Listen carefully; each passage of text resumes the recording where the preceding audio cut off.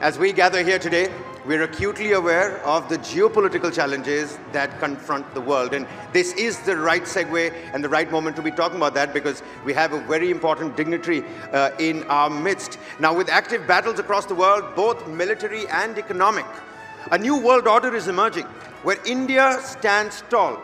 This was unimaginable about a decade ago. But today, firm diplomacy and redefined power centers in strategic intergovernmental groupings, and they show that India is truly coming of age as a global power to reckon with. Leading this fine balance of diplomacy and strategic firm-footedness is India's External Affairs Minister, ladies and gentlemen. Take a look.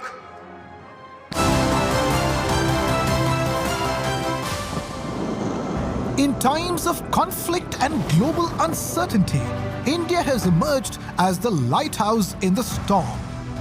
When the world asked India to take sides, India chose its own. Amid the cacophony of global chaos, only one voice remained calm and crystal clear. An emissary and an astute diplomat, circumventing the most complex geopolitical crises and calling out the duplicity in diplomacy. His message is unambiguous. India's foreign policy puts India first. As India rises to the head table of world affairs, India's global leadership also spells the rise of Global South. With Union External Affairs Minister Dr. S Jaishankar. All right. Let's put our hands together for External Affairs Minister Dr. S Jaishankar. His unparalleled diplomatic acumen and strategic vision has been instrumental in shaping India's foreign policy in an era of unprecedented change and complexity. Please, let's give him a huge round of applause. And let me also now call upon stage TV9 Network's MD CEO Barun Das to kindly felicitate our guest and Union Minister.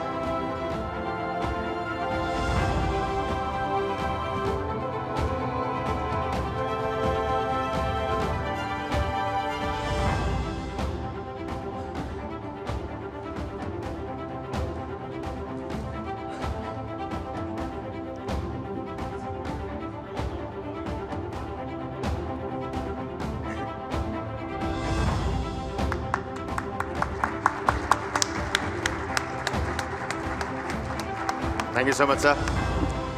And it's now time to start this session. May I please call on stage TV9 Network's Nishant and Aditya Raj Kaul. Please come and moderate this very key session here for us this evening.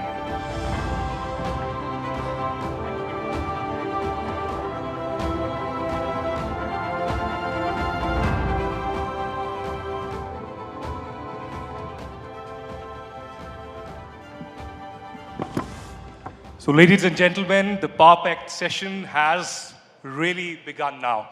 And we have amongst us somebody that you've been waiting to hear for the last 2 days, External Affairs Minister Dr. S Jaishankar. Certainly needs no introduction. Over the last many, many decades, he's been a diplomat representing India all across the globe. He's been an envoy, an ambassador to several countries. And of course, in the last few years, representing India, the changing dynamic foreign policy of India, the paradigm shift that has been brought in, the foreign policy has been led, in fact, by Dr. S Jaishankar. A round of applause to welcome the dignitary for his efforts, for his courage of conviction, and the way he has led the entire effort. Thank you very much, sir. The session theme today is Rise of the Global South. And you've been very vociferously speaking about it, particularly in the last 2 years. We've seen Global South being used repeatedly over the last many decades, 1955 onwards perhaps. But what has changed really? And you know, in my hands is this book that you've just released, Why Bharat Matters. And perhaps you should get this copy very soon. This was a hot topic discussed recently at the Raisina Dialogue as well. Why Bharat Matters? Why is it important? And has India not only positioned itself But just like Tony Abbott mentioned earlier this morning, that India is leading indeed the global south. Well, first of all, thank you. It's a great pleasure to be here. And I think the sofa is a bit outsized for me, but it's okay. I'll try and fill the space. Two questions. One, why the global south? And secondly, why Bharat matters? Why the global south? What has been happening in the last few years is at one level, you know, the world's changing. The more dominant powers are less dominant today. And as part of that change, many countries who would broadly qualify to be in the global south, India is one, Indonesia is one. You have, you know, other parts of ASEAN, some of the big countries in Africa, Latin, Brazil, Argentina, Mexico. So these countries today count for more, they assert themselves more, and they want a share in the conversation. So it's like a company, you know, there are more shareholders, but the management needs to recognize that there are more shareholders. So that's one. The second is actually the traumas of the last few years. You know, you had this devastating thing called COVID. You know, many of us have come through it. But as someone who travels very extensively, I've been to places which haven't come through it, you know, where the damage, you know, to governance, the damage to the societal fabric, they've taken such a body blow that they're still kind of reeling from that. On top of that, the ups and downs of the global economy, they saw, okay, global inflation has gone up, debt has gone up, trade has been disrupted. Then you had the Ukraine conflict, okay? And the Ukraine conflict had very strong second-order effects, energy prices, food prices, fertilizer prices. Now you're seeing the Middle East, you know, and again, the trade disruptions, the possibility.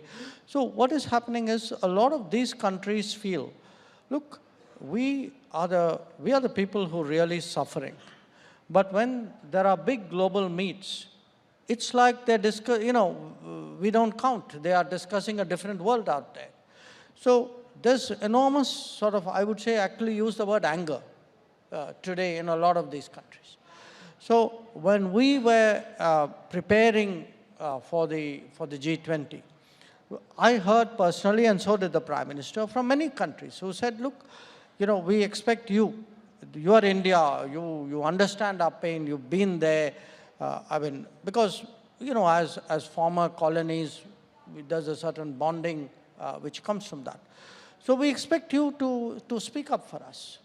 Now, we could have, you know, just stood there and said, okay, you know, we heard from people, but Prime Minister felt, let's actually gather everybody together and hear them out, and then kind of distill the essence of that, and then put it before the G20, and urge the G20 saying, look, we speak here, when we did our Global South Summit, we had 125 countries there. So when we spoke to the global, to the G20, we were not only speaking on behalf of India, the most populous country in the world, fifth largest economy, but we also had 125 countries who said, you know, speak for us. Well, one statement, speaking of the Prime Minister, Narendra Modi, and, you know, the kind of leadership that he has shown over the last 10 years, and we are, of course, going into the elections now, is not an era of war. He said that at the SCO, he said that at the G20, and that was reflected in the consensus statement in New Delhi as well. I wouldn't ask you how difficult, you know, these 2 years have been, you know, amidst these wars between Russia and Ukraine, and now for the last 5 months between Israel and Hamas, and the position that India has taken, the independent position of self-interest, and the kind of statements that we have heard from Europe, and the kind of mirror that you have shown to the world. How important is this self-interest not compromising, just like you said at the Munich Security Conference, that India is being smart about having multiple options. Well, look, of course, a lot of it is about self-interest, and I see nothing wrong with self-interest. All of you have self-interest you pursue every day. But at times, it's also bigger than self-interest. Say, what I was speaking about Global South was bigger.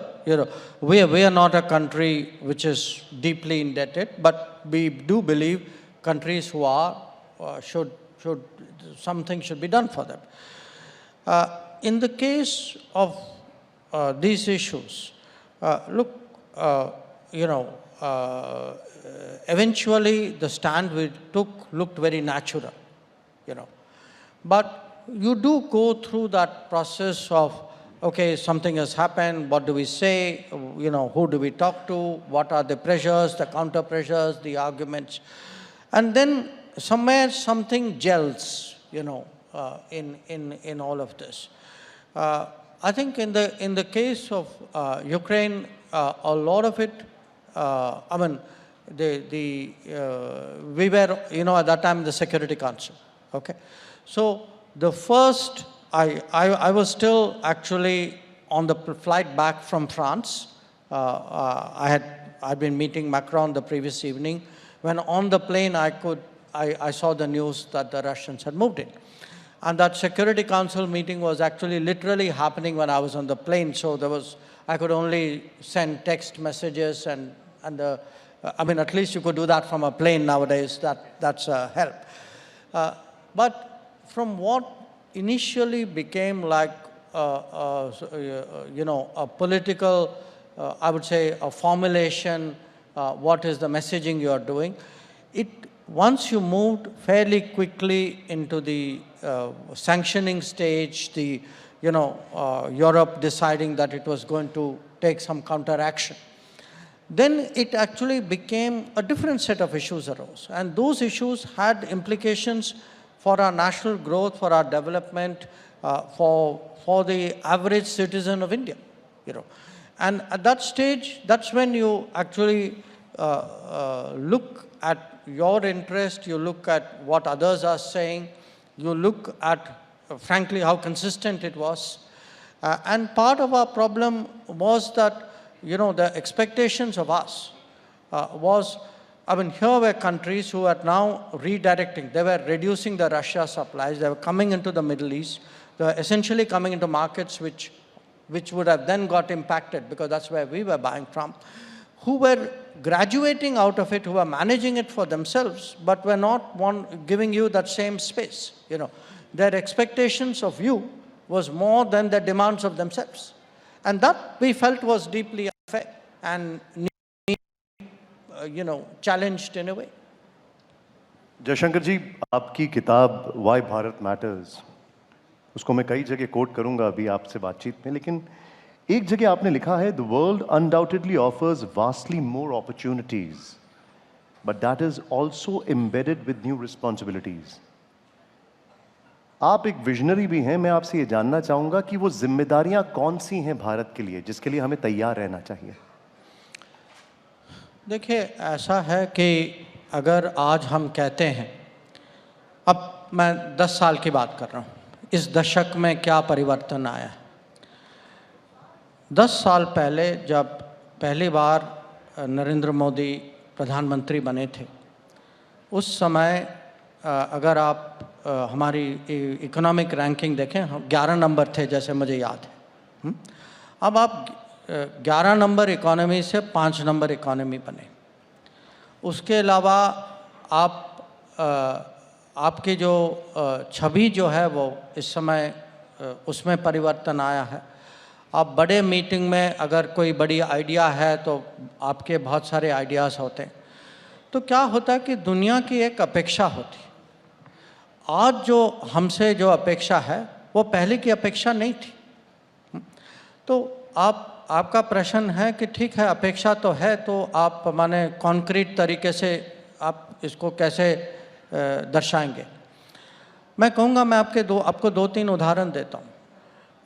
पिछले 10 साल में बहुत सारी संकटें आए हैं। Yemen में civil war हुआ, नेपाल में भूकंप हुआ, श्रीलंका में लैंडस्लाइड्स हुए। अब अगर आप देखेंगे, एक ज़माना था कि कुछ भी दुर्घटना होती थी तो ज़्यादातर पश्चिमी देश जो हैं वो फर्स्ट रेस्पॉन्डर के रूप में वहाँ पहुँचते थे। अब दुनिया बदल गई है, वो लोग खुद काम कर रहे हैं। वो सोचते हैं कि भाई, आप जानते हैं कि वहाँ भी वो बदलावट आया है, सब लोग जो हैं एक किस्म से अपने बारे में ज़्यादा सोचने लगे। तो अब ये जिम्मेदारी आप ही बताइए मुझे, अगर हमारे इलाके में ऐसी कोई घटना होती है तो किसको आगे आना चाहिए? अब ये हमसे ये अपेक्षा।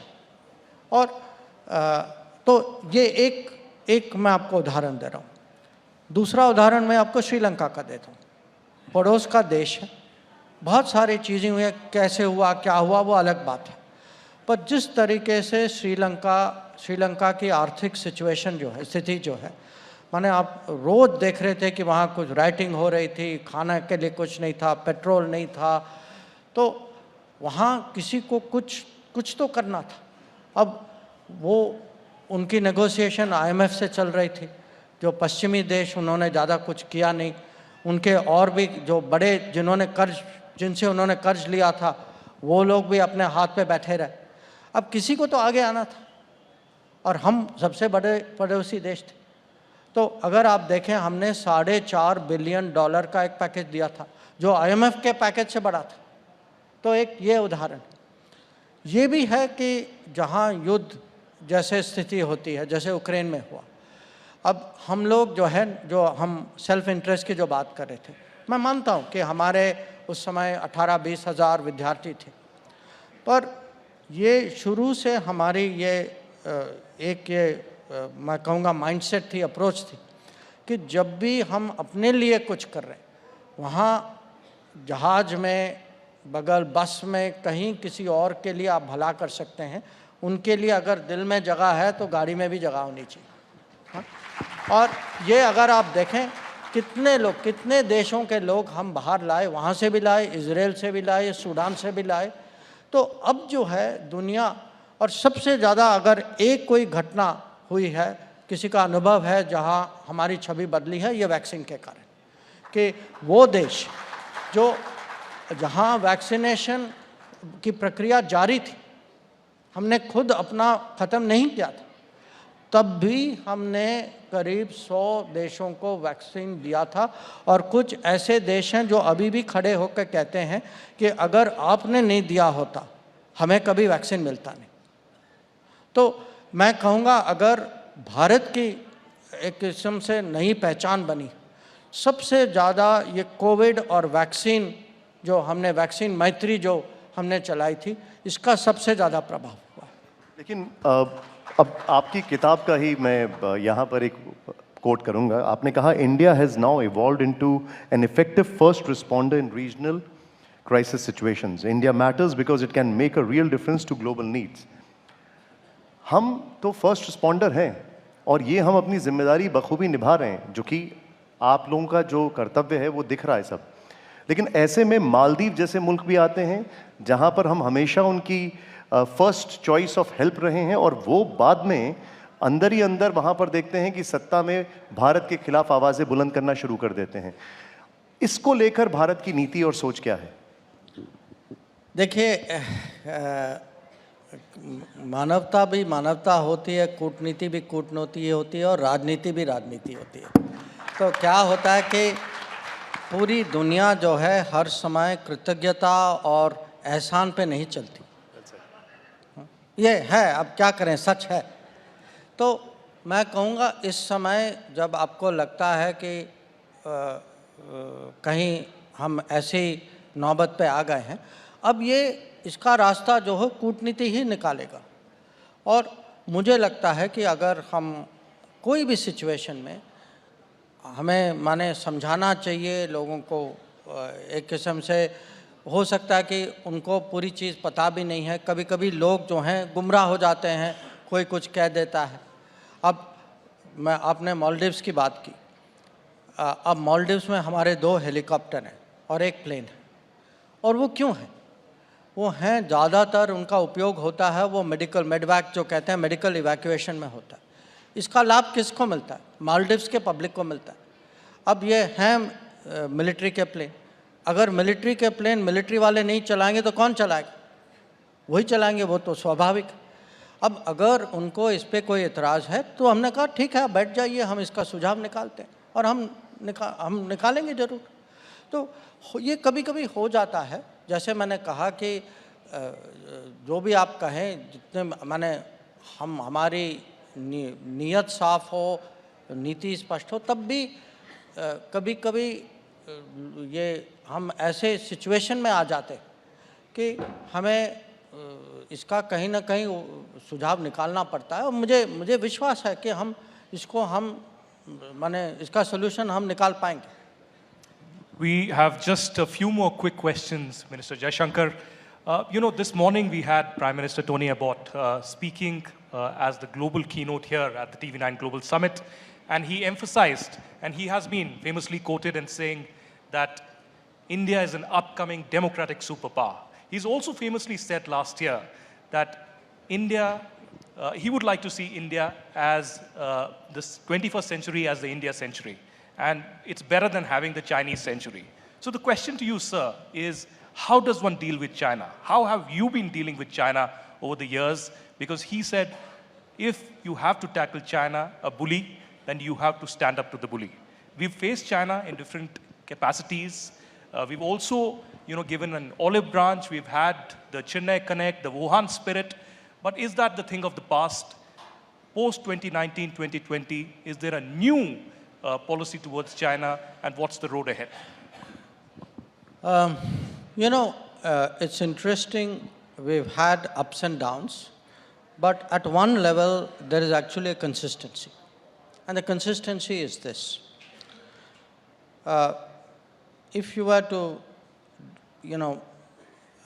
list 3 or 4 really big things which have changed in the last 20, 25 years, I think most people would agree it would be the rise of China and the rise of India.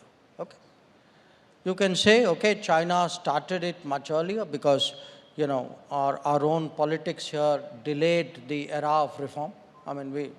That's okay. What's done is done. Now, but there's no question, both countries are rising. And for world politics, this poses a very interesting problem. The problem is this. Both are changing the world order by their rise. So each one has an impact vis-a-vis the world. But they also happen to be neighbors. So their relationship is also changing while it's changing vis-a-vis the rest of the world. Okay? It makes it, therefore, very complicated to create an equilibrium. How do, so it's like, this is dynamic, that is dynamic. How do they maintain stability while both are moving vis-a-vis the world order? And we tried initially to, because there were understandings in the 1990s, to manage the line of actual control, the border areas, and to build the rest of the relationship. We tried to maintain that equilibrium naturally first through diplomacy. So what you saw at Wuhan and Mamallapuram, etc., was that equilibrium maintenance exercise. I wasn't at Wuhan, I was in Mamallapuram, and there was very frank talking, between the leaders. But what happened in 2020 was China, for whatever reason, chose to move military forces in disregard of agreements. Now, that called for a different response for the equilibrium. So the logical thing for us to do, which is what we did, was we moved up forces in a very big way. So from 2020, you have an equilibrium, one part of which is the military posture on the border, in the border areas. One part of it is today, obviously, a political relationship impacted by this border situation. One part of it is also the economic measures we have taken, because if there is a country today which is trying to put me under pressure, I should rightfully take economic precautions vis-a-vis this country. And in any case, we believe, this government believes that the interests of our working class, the interests of our small enterprises, the interests of our industries must be protected against unfair competition. So there are also measures which tie in against that. So our effort today is, we have to build the deep strengths. We have to create our digital capabilities, our telecom, our manufacturing, our pharma industry, our health self-sufficiency, our defense industry, our ability to deploy on the border, which you can only do if you build the infrastructure. So in the past, frankly, till 2014, our average expenditure on the China border was about 3,500 crores. Today, it is almost 15,000 crores. So there was a neglect of the border infrastructure. You can't defend your border if you don't build the infrastructure there. One of the problem areas, Dr. Jaishankar, in the past few years has been the Khalistani separatism and terrorism that has emanated probably from Canada, but also to an extent from UK, from US, and from Australia. You've been dealing with that. But in particular, post the G20, the India-Canada ties have suffered. Perhaps there is some backroom dialogue that is underway. We had stopped visas. Well, I see that smile there. I don't know how much you can say, but people want to know, and perhaps in the audience as well, there are quite a few who have suffered because they are not getting visas on time, and there are delays that are happening on the Canadian side. But when will this provocation really end, particularly from Canada? And do you think there is growing understanding, at least from the Canadian politicians, or is this just political compulsion for them to just let this Khalistani separatism be, because it is becoming snakes in their backyard movement, just like Pakistan for Canada? Well, look, first of all, let me say this regarding visas, okay? We had to suspend the issue of visas in Canada because our diplomats were not safe going to work. Our diplomats were repeatedly threatened. They were intimidated in many ways, and we got very little comfort from the Canadian system at that time. It has improved since then.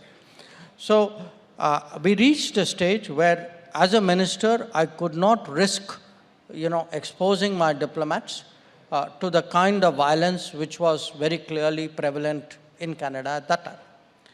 So but that part of it has been rectified. So today, our visa operations are pretty much normal. Now, regarding the space which has been given to Khalistanis, to extremists of various kinds. Look, they keep telling us, we are a democracy, there's freedom of speech, and therefore people, say these things. Now, freedom of speech cannot extend to intimidating diplomats who are doing their duty, throwing smoke bombs into embassies and consulates, actually advocating violence and separatism against a friendly state. I mean, to me, this is not freedom of speech, this is misuse of freedom of speech. Now, we've had this to different degrees in different countries. I mean, in the UK, we saw actually our High Commission being, attacked by mobs. And honestly, we didn't get the kind of protection which we expected to get. And to a point of someone actually physically climbing into our High Commission and bringing down the Indian flag. Now, I asked my colleagues, let's put ourselves in each other's shoes. How would you react if a mob came and did something to one of your diplomatic premises somewhere in the world? You wouldn't say, oh, there's freedom of speech and freedom of assembly and freedom of expression. You'd be jumping up and down. So the whole point, now again, things have improved in UK. So the point is, we find today that in many countries, we've had a much firmer response in Australia and in the US. Okay. We had an arson attack in US, but that is under investigation. And we expect that the US, if a receiving state does not investigate and take action against someone who attacks an embassy or a consulate, there is a message in it. Now, I don't think it's good for any of these countries to send that kind of message for their own reputation. So we expect the culprits in the attack in our consulate in San Francisco to be brought to book. We expect action against people who stormed into a high commission in London. We expect people who threaten our diplomats, who put up posters. But they put up posters of our diplomats with urging people to be violent against them. Now, just imagine if roles were reversed. Jaishankar जी, आपको सुनने के बाद अब हमें समझ में आ रहा है कि भारत की जो एक assertiveness है, उसके पीछे का राज क्या है। आपका और प्रधानमंत्री मोदी का बहुत बहुत शुक्रिया, जिस तरीके से विदेश के मंच पर भारत की अभी एक प्रतिष्ठा बनती जा रही है और हम आगे बढ़ते जा रहे हैं। और आप सभी लोगों से मैं पुनः बोलूँगा, वो किताब ज़रूर पढ़ें, why Bharat matters, because it actually makes a big difference in understanding आगे क्या हो रहा है और अभी क्या है। बहुत बहुत शुक्रिया हमारे साथ जुड़ने के लिए, आपका बहुत आभार। जोरदार तालियों से एक बार फिर। Many thanks to Honorable Jaishankar.